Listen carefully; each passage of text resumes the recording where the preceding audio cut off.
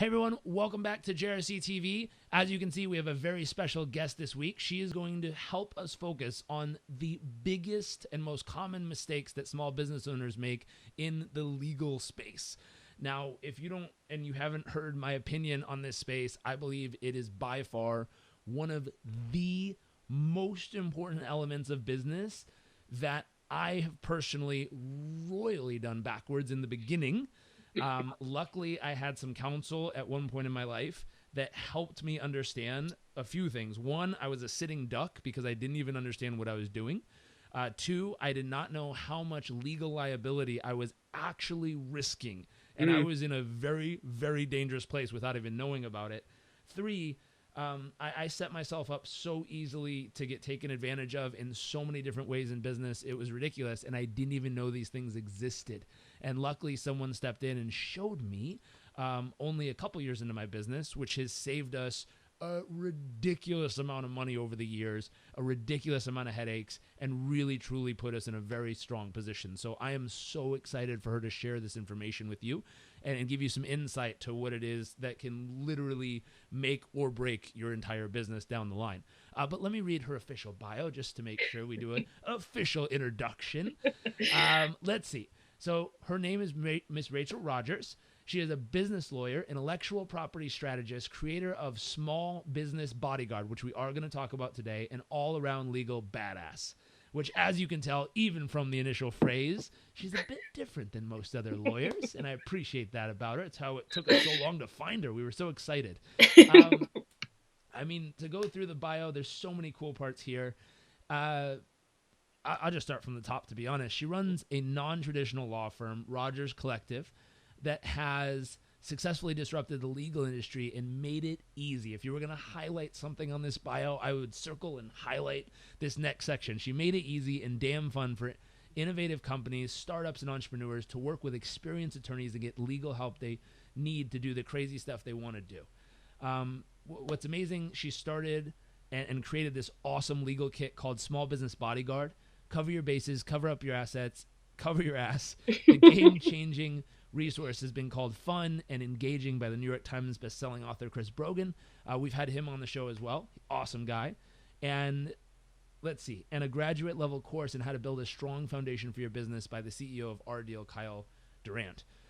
So she lives up and works up in the tri-state area. She went to school in New York. Combing through, I'm going to pause right there and just toss it over to her because she's awesome and you probably need to hear more of her on this than less of me. So thank you for joining us. Thank you so much for having me. I'm excited. Of course, we're excited to have you. And we have many small business owners, entrepreneurs, people just getting started in our community here. And I am so excited to finally find someone that we are able to share with them on this specific topic, because as you know, this is one of the most difficult topics that most people try to deal with. And because there's so much interestingness in the normal conversation with their first lawyer introduction, many people try to avoid it as much as possible. And I have seen some of the strangest, weirdest things happen in people's businesses and lives because they're so afraid to pick up the phone and go meet with someone to actually get some counsel on something. Right. I mean, their fears are, it's going to cost me a fortune and they're just going to charge me for everything. And this person's, I don't know if they're even looking out for me. And they have all these things that I think you and your team really, truly dissolve quickly when you get to know you. And we've purchased all your programs and love them. And Well, so thank you. I'll toss it to you. How did you get started? Why did you pick this route? And how in the world are you making it so cool and fun? Well, thank you for that lovely introduction. I actually wanted to be a lawyer since I was 8 years old, believe it or not, because my mom used to watch crime dramas on television. So I would see lawyers in the courtroom, like defending the weak and innocent, and so I loved that role and I wanted to be in that role. I saw myself as an advocate. So that's kind of how I got into it. I went to law school and was really disappointed in the kinds of people that were there. I pretty much didn't like any of the people. There's a small group. I had a small crew in law school that I hung out with, but everyone else pretty much I didn't like. And so I started to ask myself, like, do I even want to be a lawyer? And I read The 4 Hour Work Week by Tim Ferriss, and during that time, and I started thinking about, okay, what could I do on my own and start my own, thing. And I just realized that I can be a lawyer. I'm just going to try and do it really differently. And I talked to a bunch of solo lawyers, and tried to get some thoughts about, like, how do you start a successful law practice, and just see if it was possible to do it my way. And then I said, you know what, I'm just going to go for it and try it. And so I did. And I just felt like I just can't. One of the things that wasn't working for me in law school and in my, like, sort of the beginning of my legal career, is that I just felt like it was very a tight box. Like, you had to be exactly this kind of person. You had to dress this way. You had to look this way. You had to talk this way. And if you didn't do that, then you wouldn't be successful. And I was just like, that doesn't work for me. I need to be me. I need to do it my way. And if it's not going to work, I'd rather know that now and quit and do something else than, like, spend my whole life trying to live in this little stupid tiny box, So that's how Rodgers Collective came to be. That's awesome. And you guys have been doing it this way since 2010. Yeah, 2010. Right. Yeah. Awesome. And so literally you're at a space in time and a time in history where this is so needed. I wish y'all came up with this idea way before that. And in honesty, what's it been like with this style, this approach going into the industry? What's been your experience? Do most people walk in, do they, like, I don't know, do they poke you to see if you're real? Like, you're like, whoa, a lawyer, that's fun and cool. Like, really? Yeah, I know. And what's so funny is, like, there are other lawyers out there who are fun and cool, but they sort of like put that side of themselves away in their practice. And I think that's part of the problem. Like, just be a whole normal human being. You don't have to be a lawyer drone, And so the response that we get is people usually find us, they see our website, they read some of the copy, and then they're like ecstatic, like they're like over the top excited. So that's really nice. It is a great way to make it so that, like, really there's no competition, because you just do things so differently. People who are excited about us, who are the right fit for us, they just want to work with us, which is really nice. And then I've also gotten lots of backlash from other lawyers who are like, you can't do it this way. How dare you be innovative? How dare you try to modernize the legal profession? Especially, I was a fairly new lawyer when I started. So I got a lot of, like, negative feedback from other lawyers. But, that only sort of fueled me to keep going and to push even more. So that's really been the sort of path. And I actually appreciate the kind of hateration that I've gotten from other lawyers, because it just kind of really made it clear who my target audience was, who I was trying to reach, made sure I was always talking to them only and always focused on what they needed. I wasn't here to impress other lawyers. I'm here to talk to small businesses and help them. Yep.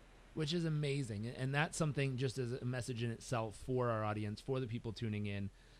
There's a lot of them who are building their businesses and are trying new ways to disrupt their own industry or go about it in their own version. And to hear from another person who's done it in a field that's very traditional and very difficult to do it in is just an inspirational piece for them to go, wow, if she was able to do it in this space, I wonder if I can do it in mine. And those who are tiptoeing and kind of quietly whispering of how they're trying to do it, now might be their time to make a bold stand and really go for it. Yeah, and, what a great example to be able to look at and say, hey, if she pulled it off, I can pull it off. Let's roll. Yes, definitely. And I think, honestly, the bolder you are, the more effective it is. If you try to tiptoe in, that's what I did my first couple of years. And I still attracted a lot of the kind of clients that I didn't want to work with. And, it's just, you got to just go all in, commit, and just go there. And you'll be surprised the response you got. I got a ton of press my first couple of years just because I was like, this much different. You know what I mean? Just like offering flat fees, having an online model, like just having a couple of things different, having big curly hair instead of like straight, perfect hair, and being in a suit all the time. Like, just these small things like got attracted so much attention. So I think if you want to do it, just go for it full out and you will get the response that you want. Yep. That's awesome. Very cool. So let's jump in. What are some of these mistakes that often pop up for small business owners? They're getting in the mix. They decide to open up their business. Now, I can use myself as a case study if you want to go there. I can tell you what I did, and you can point out some things that might have gone wrong, just because I have a wild ride of an adventure of how I started my business, and it'll probably be entertaining for people listening in. So maybe I'll throw that out there just as a brief little 2-minute snippet for people. Sounds good. I want to hear it. Okay, I was bold and excited, and I decided one day I was going to start my own business. So I put up a website on .me, which is the Mac thing where you build your own website and like drag it up. So I put it up there. It was horrible. Everyone laughs at me. If you want to see it, go to the waybackmachine.com, type in JarekRobbins.com, and look at 2008. You'll laugh your face off. It was all black with like a white tree, and it said like coaching, sign up. It's horrible. I'm still not good with color design on how to properly match things to make them actually look nice. Right. Black and white was the way to go. So not very good. From there, my first email I received, because there was a button, there was no form to fill out. It was a button that said sign up. And when you clicked it, it brought up an email where you had to email me. So the first client we got was actually a lawyer in London who needed help with time management. Interesting. Skills. And I was like, hey, I'm great at time management stuff. I could totally help you.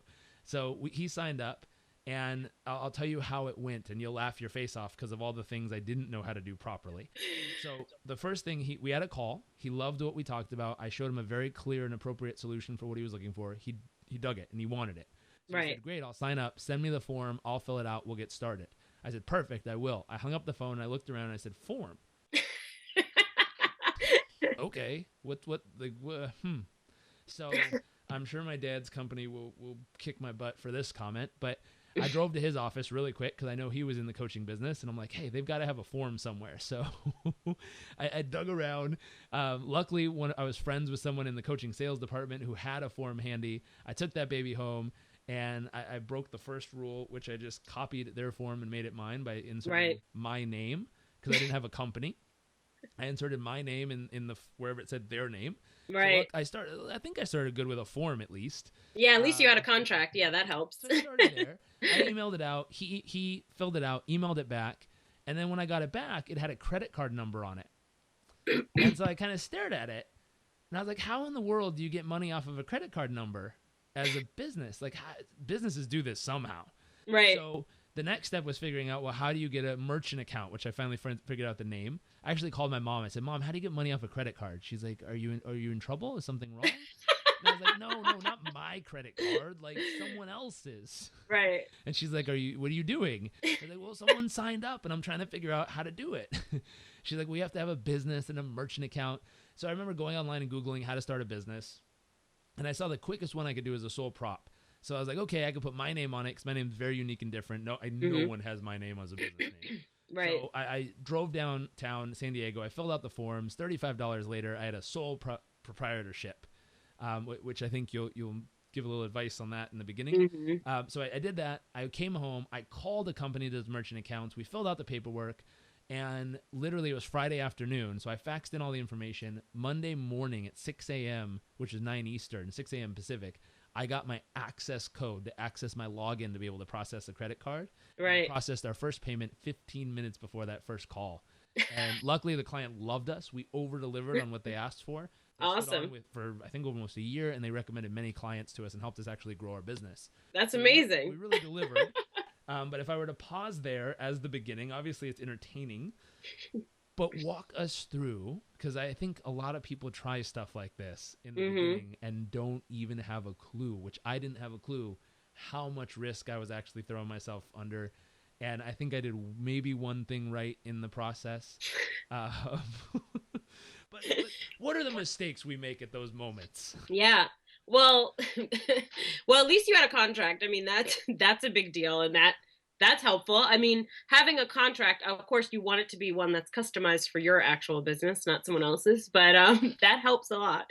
But having a contract is a big part of it. And literally like 90% of the liability that we have, if you're a service professional and offering services as part of your business, 90% of the liability you have is going to be related to your clients, and your client. Basically, you want to avoid your clients suing you. The two people most likely to sue you in your small business is your clients and your employees. So when you get to a place where you have employees, you might be sued by them too. So those are the two people you want to definitely have contracts with, but you really want to have contracts with everyone you deal with. So, I would say how I would have done that differently if I was advising you during that time is I would have recommended that you start by forming either an LLC or an S-Corp. S-Corps tend to be my favorite because the tax treatment is usually better. But start with an actual entity, because being a sole proprietor is basically like, it means that you can use a business name, right? So the paperwork that you filed, all that was doing was saying that, you could represent yourself as, a business name. So if you wanted to call, the name of your company something other than your own name, you would be able to do that. And that's what that paperwork allowed you to do. It doesn't give you anything else, right? With an LLC or with an S-Corp, it creates sort of a wall of protection between, your business and your personal life. So, your personal life is safe. So if you own property, like, if you own your own house, if you have a 401k left over from a previous job, if you have a trust fund, for those of us lucky enough to do that, or whatever it is you have, whatever personal assets you have. And sorry, I was just going to say, a lot of young people don't have a lot of that. So if you're young, you may have less assets, but it even can affect your future assets as well, your future personal assets. So you want to be very careful and have an LLC or an S-Corp to protect your personal life and keep your business safe so that you can take risks in your business without worrying that you're risking everything that you've ever created or even your future earnings, as part of your business. Sorry, I didn't mean to interrupt. With that, though, so when I was young, I would have said, well, I don't really have anything. Right. What could I possibly have at 22 years old or 24 years old? What do I really have? I don't really have much to risk. I'm renting a place. I guess I own my car. I guess I own my computer. I guess I own a watch that was passed down. And what you don't realize is all of those things are considered assets. They can make you sell your computer, your car, your watch. They can liquidate all your stuff. And so when I looked at it that way, all of a sudden I went, whoa, like, no, I'm not going to risk a family heirloom. I'm not going to risk, the transportation I have that can get me places. Right. And it's those things, I think, that seasoned business owners would call me naive, but in that beginning piece, some of us are, and they don't realize. I mean, one of the other ways I've seen people recently start their own coaching practice or business is it's a service-based business, whether it's Pilates teacher, a yoga instructor, a coach, a new small business owner, creating products or services, and they don't even start a business entity. They open a merchant account through PayPal, right? And they say, hey, I've got a PayPal address, just send me money.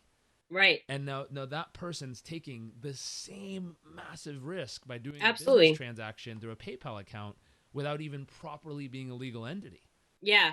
And, coaching is like anything like this that's a personal service, whether you're a lawyer, accountant. I mean, at least lawyers are required in most states, and in some states they're not, but it's common practice to have malpractice insurance. For some other professions, like if you're a therapist or a licensed profession, often you'll have professional liability insurance, but you should have that as a coach as well. And a lot of people don't. So like if you are teaching fitness classes, for example, someone gets injured and hurts something, permanently or even semi-permanently, you can be sued and be paying a lot of money. And even if you don't have that money, the next step is filing bankruptcy, or you'll be paying it out of your future earnings. So there's a lot of things that can go wrong, even with that first client. So it's worth it to create that wall so that, if you do get sued, it's your LLC or your S-Corp getting sued. It's not you personally. So it doesn't attach to you personally, and it doesn't risk, everything that you have or what you might have in the future. So that's an important, I think, distinction. So that first piece here is set up that wall, set yourself up properly, choose an entity that properly represents the business you're trying to form. Yes. And create that boundary and protect yourself, protect what you own, protect your assets, protect your family, protect what you're doing. Yes. And so that first piece is draw that wall up, create that protection for yourself.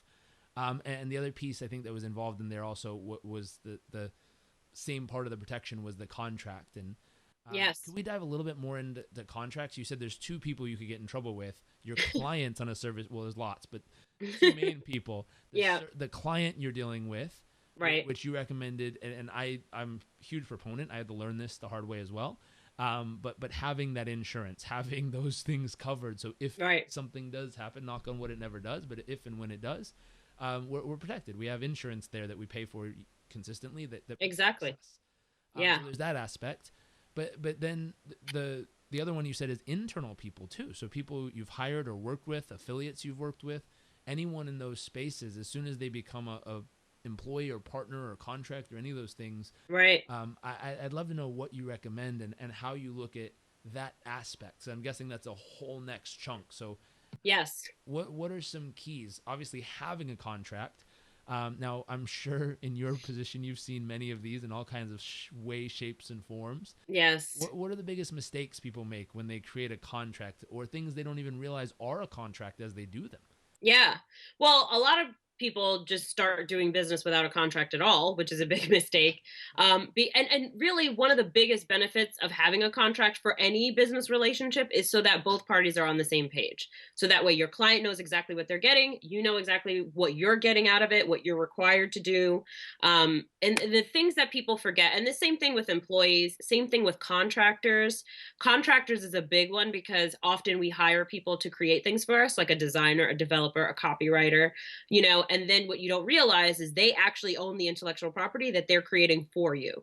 So you don't own it unless you have a contract that says that they are transferring ownership to you. So if you don't have it, they own that IP. And often the IP that we're creating is what is our actual value, right? We're creating a course, we're creating all kinds of content that's what we sell. So you have to make sure that you own it if you have relationships with contractors. But sorry, go ahead. If I could throw in one thought there of how important that is. My dad's company years ago had a designer who created a specific logo for them. Right. And they didn't read the contract clear enough. He gave them a huge window of time for the amount of time they could use that logo. Past that point, they had to do some licensing fee or something. Mm-hmm. And so this person wrote a solid contract on their side, knowing that they're going to use this logo on every product, everything they've ever created, all this merchandising, everything. Right. And all of a sudden, 15 years later, they say, hey, it's now my logo, and unless you want to use it, I want to demand more money for it. Right. It happened. And so they had millions and millions of dollars worth of merchandising and products and events and services and everything with this logo all over it. And all of a sudden, this designer is demanding that they pay X millions of dollars to be able to continue to use it. Or oh my God. And so reading that contract is probably one of the biggest lessons you'll ever pay attention to. Yes. Just like you said, you got to know what's in it. Now, here's an interesting question I've seen just about that. A lot of people, when it comes to drafting contracts, they kind of get nervous. They don't know what to do. So a lot of times they'll just say, hey, why don't you draft it up and then I'll check it over. No. Mm-mm.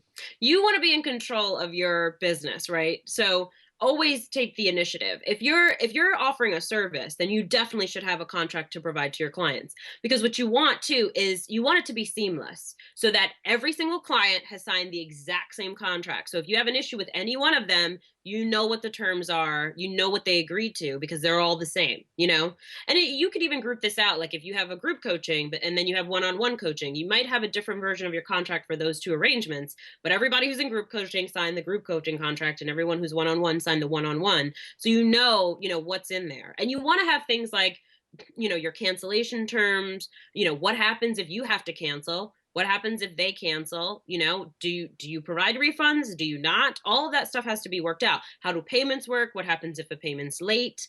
There are a lot of different scenarios. And also, what happens if you have a disagreement? If you have a disagreement and can't figure it out amongst yourself, what I recommend is having an alternative dispute resolution clause in there where it requires, maybe a certain period of time where you try to negotiate amongst yourselves. And if that doesn't work, then you'd go to mediation and get a neutral person involved to help you sort it out. Then if that doesn't work, then you can go to court or arbitration. That alone will save you tons of time and money.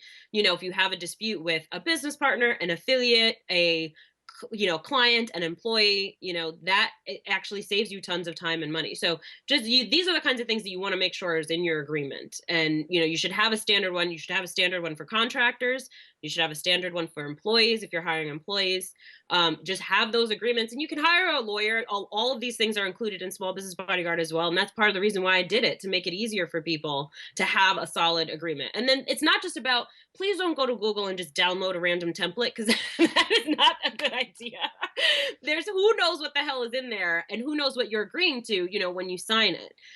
So definitely don't do that. You either want to hire a lawyer, or even the other thing you could do is draft it yourself and hire a lawyer to review the agreement that you drafted. That'll save you some of the money for drafting the agreement. But make sure you have a contract that fits your business for all of those relationships. Yep. And we were ecstatic when we bought a few of them, but the Small Business Bodyguard, when we purchased it ourselves, we were at a point in business where we were starting to grow. We were bringing on sales reps. We were bringing on other consultants. We were bringing on other coaches to work for us. We're bringing on all this stuff. And at that moment, we were calculating the amount of hours, and we were doing our best to try to figure out, okay, where do we have to be exactly to make it worth the investment? And I know it's going to pay in the long run, but we were dictating and going through all this stuff in our head. Right. And we found this online, and literally we downloaded it. It's like, oh my God, this was literally everything we just needed for everything we were about to do in our business. Awesome. And it literally piece by piece by piece answered just about every question we had on how we wanted to do it. And like you said, it gave us the templates to have a starting place. Some of them we were able to do ourselves and tighten up and make it exactly what we wanted. Right. Some of them, as we go further and further along, we're probably going to reach out and ask you to help us with tightening them up and adjusting them to make sure that they're really specific to the exact form and use that we're using them for. Right. But right. like you said, it's going to save us a bunch of time and a bunch of money because we have a template to start with. We've already massaged it to how we want it to be. Right. From there, it's just tightening it up and making sure it really, truly fits exactly what we need it to do. Yeah. And that's how a lot of people use Small Business Bodyguard. Some of them, they just, and I tell people, like, this is a reliable contract. This is exactly what I start with when I draft a custom agreement for my clients. This template, that's why I created it. That's how I got the idea, because I had all of these pieces sort of lying around my practice. It was all part of my system for working with clients.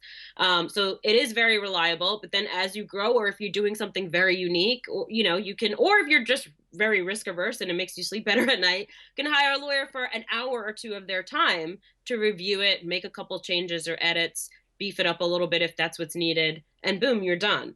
So it saves you a lot more than maybe 10, 15 hours of a lawyer's time to draft it from scratch. Nice. And so that's a big difference, 10, 15 hours versus an hour. and if people aren't familiar with how much those hours are, what's a range that most lawyers generally charge? So, the investment between 1 hour versus 10 is roughly. Yeah. You'll probably spend between $300 and $600 an hour, depending on, for the lawyer that you work with. And some go as high as $1,000. Some are a little bit cheaper, but the typical is like between $300 and $600 an hour. So that's a significant. That's $5,000 you're saving just by having something that can cut it down to maybe an hour instead of 10. Yeah, it makes a big difference. Huge difference. So we have set up that wall, get your contracts in place. What are the other big mistakes that you see often? Not protecting the intellectual property. So, a lot of us, especially if you're a coach, but in other professions as well, if you are creating your own curriculum, you have your own unique frameworks for how you teach things. You might have written ebooks or, a book, or, you've created unique branding and people recognize your brand. These are all things that, other people will take and try to sell as their own. And it's happened to so many of my clients. It's actually very common now because the internet has made it so much easier for people to steal your stuff. So those are two of the things that I highly recommend. One is registering your trademarks for the name of your company or your taglines or the names of your products. Make sure you've protected that so that a competitor can't come up and create the exact same product with the exact same name and start selling it. And then also, so the way you protect your brand is with trademarking. So that's for your logo, the name of your business, your taglines, the names of your products. It could even be your product packaging if you sell a physical product. And then the way you protect your content, so that's like audio recordings, video, anything you've written, photographs, designs, illustrations. The way you protect that is with a copyright application. So trademark is a little bit more complicated. I'm actually working on a trademark legal kit that I'm going to launch next year, early next in 2016, that will help people do trademarks on their own. And then the other thing is copyright and copyright registration. That's covered in SBB, and it's a pretty straightforward process. So it's something that you could definitely do on your own as a small business. That's awesome. And what are things that fall under that? So I'll tell you people we've worked with in the past, and because they might think, oh, I don't know if this qualifies. Mm-hmm. We've had a client in the past who had his own martial arts studio. Mm-hmm. And so he had a brand he built. He had built it up to a very lucrative, almost 7-figure a year business, high 6 figures. He was crushing it, had tons of students. And all of a sudden he noticed other people seeing his marketing collateral, seeing the way he was getting all these students and enrolling all these people. And Mm-hmm. other studios started to copy the way he was promoting, started to copy even some of the words he was using and the Mm-hmm. style. And I'm guessing he thought he couldn't do anything. That's just competition. But I'm guessing that would have fallen under the whole, if he would have done a copyright on his intellectual property of how he was marketing, the content he was using, the phrases he was using, I'm guessing he could have actually shut down their ability to remarket and regurgitate what he was doing. Yeah, definitely. It depends on, so, for like content, for example, the copy on our websites, right? That is protectable by copyright. So you can register a copyright for the entire contents of your website, including your entire blog, and protect all of that content that you're creating over time. And then for the brand, the name of his company, his logo, his taglines. Taglines is a big thing too, because taglines get really stuck in people's heads. So like they may not remember the name of your company, or they may not remember the name of the owner, but they'll do a Google search for the tagline. So if somebody else has stolen your tagline, they might come up first in that Google search and snatch that customer from you who was really looking for you. And that's really why trademark exists, to protect, the brand. And so that consumers know that when I buy this particular product, I know I'm getting it from this particular company, and it's not some other company trying to, it's just like counterfeit, designer bags and that kind of thing. Yep. Same situation. That piece is a lot of people don't realize in the beginning, and I didn't realize this either. When I started, the brand, our designs, our logos, I didn't understand what those were worth, because like I said, it builds a relationship with the client. It builds a relationship. People know you, they like you, they trust you, they know what kind of service you deliver. They link up their relationship with you. And I remember I was traveling, and we have a cool little logo we use for our logo. And I remember I was traveling, and someone saw it, and they actually have the same initials I do, JRC, and I forget what their name was, but they have JRC. That's their personal initials. Right. I remember he saw our business card. He turned it over. He's like, "This is cool," and he looked up at me, and the first question was, "Do you have this trademarked or is this trademarked at all?" And I looked at him, and I was like, "It's about to be." Like, if that's what you're thinking, I'm gonna make sure I get that filed tomorrow. Yeah, seriously. There's not a chance you're gonna jack my logo. But the truth is, if I don't have it trademarked, if I don't have that protected, he has all the rights in the world to take it, slap it on his website, trademark it. And then what's interesting that most people don't realize, someone talked this through to me, and there's a little bit of back and forth that they said it could go either way depending on if I could prove I was using it first and stuff like that. But technically, they could trademark my own logo and then have me have to take it down and stop using it for future use, because now they own that trademark. Absolutely. Yep. And it's happened. There's the best example that I can think of that people would be familiar with is Burger King. The original Burger King was a small mom and pop restaurant in Indiana, I believe. They were like a little further outside of Chicago, so in Indiana, or maybe it was some part of Illinois outside of Chicago. But anyway, they had a small mom and pop restaurant. They were known for whatever, their burgers, and they were called Burger King. And then the large, chain Burger King came about. They didn't pay them anything. They just registered the trademark for it. And because this company was only located in this one location, they were able to limit their trademark use to that one location. So now if the original Burger King wanted to, eventually become a franchise or move to other locations, like also open up in Florida or New York or some other city, they were limited and could not do that. They could only use that branding within like a 20-mile radius from where the restaurant existed. So it does absolutely happen. And, they could have fought it. There are ways that you can fight it, but it's going to cost you a lot of money, a lot more money than it's going to cost you to just register your brand to begin with. Preventative is always much, much more expensive than trying to fix it after the fact. Yep. Very, very smart. And yes. And these, I'm so excited for people to learn this stuff because these are lessons I learned along the way, as you can hear the stories that came. Yeah. And these were shocking moments where I'm sitting there, they hired me, it was one of their top representatives for their company, and those words come out of his mouth, and I was like, I thought we were friends. Like, you're stealing my stuff?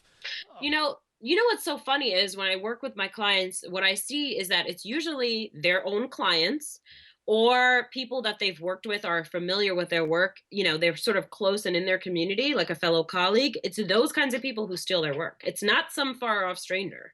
It's usually someone pretty close to them, which sucks. It's pretty shitty, but it's one of the reasons why you have to have contracts with all of these relationships that you have. One of the things that could be and should be in your client service agreement, for example, is something laying out how your intellectual property can and cannot be used, because you're going to share all of your proprietary information with your clients when you work with them. So you want to make sure you say, you can use this for your business to grow your business or in this personal capacity or whatever, but you cannot use it in a commercial sense. You cannot turn around and sell my content to your own clients. That's not going to happen, So you have to put those limitations and those parameters in place, because some people just don't know, but most people do know and just try to get away with it if they can. Yep. And what's interesting is if you're in a position where you have properly done this right, you have the ability now to enforce and protect this, not just the moment that it happens, but literally years out into the future. Mm-hmm. So absolutely. The mistake that I've seen some people make is they're swiping other people's content and they're using it as their own, not realizing every penny they make and every infringement they do against it year after year after year can get literally taken to court, and that person can sue for all of it from the very beginning and first time it happened. So absolutely. For 6 years and collected $100,000 a year, they could collect all $600,000 in damages plus whatever else that affected their brand in any way, shape, or form. And so now if you're that person who was taking someone's content, you've got all that money that added up over the years, plus whatever damages, plus whatever fees, plus whatever else added up. Yeah. And it's a pretty surefire, quick way to get buried in business, looking at it from the other side. Absolutely. If anyone out there was accidentally using someone's stuff, you might want to get real clear real fast. Exactly. You have to know not only just to protect yourself, but to also make sure that you are making efforts not to infringe on other people's content. And where I see this happen a lot is with their assistants. They have an assistant, they have a team member who's, creating copy for them or putting things on their website for them or that kind of stuff. And then somebody else's content winds up in their stuff and they still have to pay. The fact that your assistant made a mistake, oh, well, you as the business owner are responsible and you are liable. So make sure that you know for yourself and that you're also training your team that when they work with you, be sure that they know the rules and that are not infringing on other people's content. Huge. Very huge. Very cool. So what else? If we were to maybe toss in one or two more things that you see pop up, what would those things possibly be? Yes. Well, there's two. Gosh, and I'm having trouble choosing. So maybe we'll have to do both of them. So the first one I would say is making sure you're covering your ass online. So a lot of people, they throw up a website, they don't have a privacy policy, which you're actually required by law to have. Privacy law is a huge issue right now. And, there's all these laws being passed around how we share other people's contact information, credit card information, all of that. Because if you think about it, we're all, running businesses online. You have to be very careful about how you share your customer information, who you let have access to it, and make sure you're protecting it. And then you have to have a notice on your website that talks to people about, here's what we're doing with your information. A lot of people, they grab a template for a privacy policy, slap it on their website, and it says, we do not share your information with third parties. That is actually a lie. We all share our customers' information with third parties, right? Because we use PayPal, we use a merchant account, we use Infusionsoft, we use any number of softwares and services where we have that information passed on to those third parties who are trusted third parties, right? So that we can service this client, right? They all help us to service the client. So saying things like that, you're going to be held to that standard. So that's a problem. You don't want to do that. So make sure you have a privacy policy that makes sense for your actual privacy practices in your business. This just came up for a big client of mine. And luckily we were able to work it out, but the customer was threatening certain action. And if you get reported to like the state attorney general or something for something like that, then there's a whole investigation, and it's not a pretty thing. You don't want to be involved in that. So all you have to do is have a privacy policy, make sure it makes sense for how you collect information. So, and the other web notice you need on your website is terms and conditions. And terms and conditions is essentially like, it's like your client service agreement for people that come to your website, right? So you can't possibly have everybody that comes to your website sign a contract, but your terms and conditions is what governs that relationship. So you want to have that in place and have the same things in there, like notices about your intellectual property, notices about like if they rely on your advice that you write on your blog and something bad happens to them, you know, they can't sue you. And if they do sue you, you know, they have to sue you in this particular state. They have to go to mediation first and that kind of stuff. So you want basically a contract with everyone who deals with your business, and your website visitors are included, especially if you have online products that you sell. Because people are buying things from you without working with you one-on-one, so they're not getting your client service agreement. So now you have another agreement that you are holding them to. And so every product, every service, and like you said, even your blog, if it's an information-based blog that you're sharing tips or insights or strategies with, you want to make sure that that is set up properly to protect you, to protect them, and make sure that you're not going to get a random notice in the mail. And people don't realize, especially in the U.S., how often people sue for the most random things you could ever imagine. And I use silly examples, and they're not silly because of the headache they cause, but they're silly because they seem ridiculous. But they're not. Remember the person who drove through the McDonald's drive-thru, got a cup of coffee, and spilled some, burnt their hand? Sued them because the coffee was too hot. And you're like, really? Yes. You're buying a hot cup of coffee. I mean, it's just common sense. Too hot. Exactly. I'm talking to a client later today where, you know, one of her staff members, like, you know, sort of made up a story about like, you know, aliens or something. Like, it was obviously a fictitious story with kids who are like, you know, 12. So it's not like a 2-year-old who would be terrified. And like, it's clear that we're just doing a little story. They just got a letter from a lawyer about that. Can you believe it? I mean, it's like ridiculous, but people are looking. I have to say, I've talked to several clients recently where they've gotten a letter from a lawyer. Somebody has hired a lawyer to try to shake down their business, multiple occasions in different ways, you know, violating like regulatory laws, like in a particular state, and they didn't realize they were doing that. And someone claims that they were injured because of this law violation that is like totally innocuous stuff where the business owner did nothing wrong. But these lawyers, some lawyers are just really not good people, and they will, you know, find clients so that they can shake you down, and they take a cut and the client gets a cut, and that's it. And a lot of times you wind up paying money just to make them go away because going to court is a waste of your time. So if you have these parameters in place to protect yourself, you're less likely to be shaken down, you know, but it happens, and it's become even more commonplace now. It really pisses me off, I have to say, but it does happen. It's crazy. And the example for most people is if you watch television and you hear those commercials like, has this happened to you? Call us. We can help you get X, Y, and Z. And that's specifically those law practices or people trying to find those cases specifically because they know how to monetize it in some way, shape, or form, and that's what they're after. Exactly. You want to make sure that you're protected in a way that does not allow your business or yourself to be put in a position where they can do that to you. Yes, exactly. Really, really smart. And we've had this, I think, just one thought with this that people may not realize, and we're getting acquainted to as well.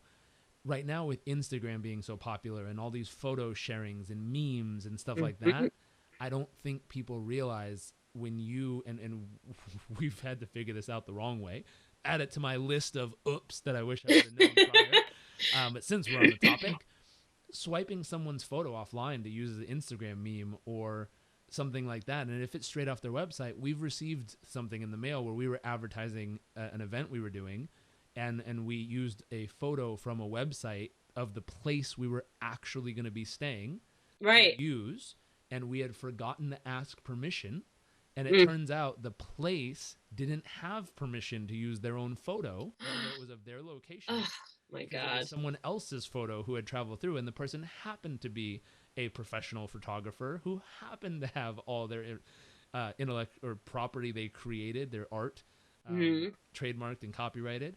So we received a sweet notice in the mail saying, hey, you infringed on our client's property without knowing it. Here's the bill. Pay Right. up. Exactly. And almost always paying up is cheaper than trying to fight it. And so it becomes a way for these businesses, for these companies, or for these lawyers to shake you down. In some cases, they're valid. In a lot of them, they're not. But the photos sharing online is one that's very common. Many of my clients have fallen victim to that. And almost all of them, they know better, but their staff didn't. And that's what wound up happening. So, yeah. And it seems like it makes sense. So in our case, it was so simple. It's a place we're taking our guests to go. We're physically going to be staying there. We're not advertising something we're not physically doing. Right. We're using it as a fair representation of what we're actually going to be doing. Exactly. Like, as a group, we're going to go here. Exactly. But just that same little piece. It was one extra little step we didn't pay attention to in that moment. Right. That cost us a little handful of money there. Yeah. That's why, I think, a lot of people get Small Business Bodyguard for the contract templates and for like the step-by-step how-tos, and that stuff is super valuable. But the guide itself that kind of puts in plain English, here's the things that you need to know, and there's an index in the back so you can skip around, you have to read it all the way through, but like that stuff is so valuable because it really empowers you as a business owner. You just know these things, and there you operate accordingly. You set up your systems for how you do things accordingly, so that like everybody on your team knows it's always done a certain way, and you don't have to worry about it. Yep. It allows you to put those standard operating procedures in place for your team so that it's done properly, you're protected, and it's all set up the right way from the beginning. Exactly. Absolutely. Wonderful. Well, I'm appreciative for all the time and fun conversation and the great insights you've shared with us here. Thank you so much. I'm curious, though, if people want to get this awesome small business bodyguard that we've been talking about, where do they go? Where do they find it? How do they get involved? Yes. So you can find Small Business Bodyguard at smallbusinessbodyguard.com. Super easy. We don't want to make it too easy for them. So smallbusinessbodyguard.com. If you go there, we'll make sure the links are in the write-ups of our blog and anywhere this is posted if you're listening in on our podcast. And thank you. If they want to get involved with you specifically, or if they buy Small Business Bodyguard and they have more questions, where do they find you and how do they reach out? Because I'm guessing you're going to be the person of choice after this interview. Well, you can find me at RodgersCollective.com. That's my law firm's website. And my email is Rachel@RodgersCollective.com. So you got questions, email us. We're always responding. Happy to answer your questions. Wonderful. Well, again, thank you for joining us. To everyone who tuned in, thank you so much for joining us on another week of Jairek TV. Hope you have an incredible week, and we look forward to seeing you next week for another awesome episode.